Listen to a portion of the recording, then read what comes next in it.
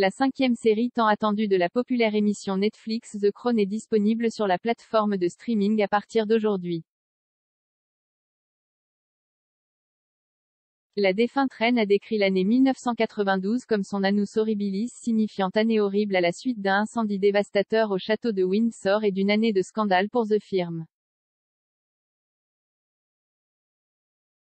Les mariages du prince Charles et de la princesse Diana, du prince Andrew et de la duchesse de York, de la princesse Anne et du capitaine Mark Phillips se sont tous terminés en 1992, certains par un divorce et d'autres par une annonce de séparation qui s'est ensuite conclue par un divorce. L'incendie du château de Windsor bien-aimé de la reine en novembre 1992 a clôturé la terrible année de la reine.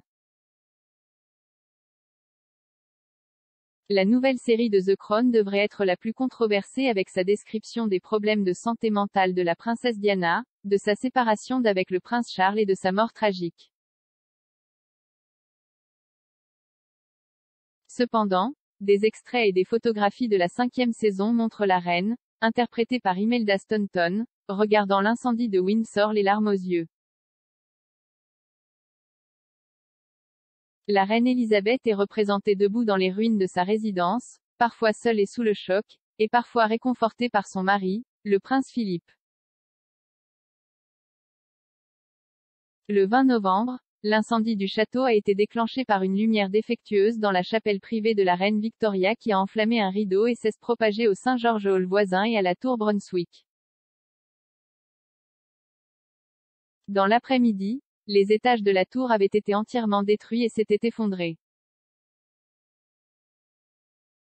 À 18h30, la tour était entièrement engloutie par les flammes qui atteignaient des sommets terrifiants de 15 mètres et le St. George Hall s'est également effondré.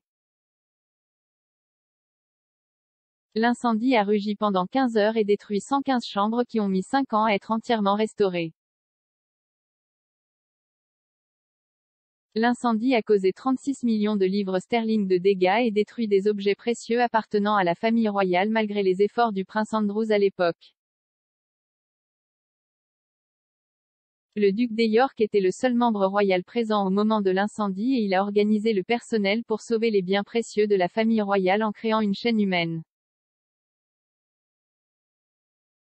L'incendie a été remarqué vers 11h30 et en moins de 3 heures, l'incendie a été maîtrisé par 225 pompiers de 7 comtés.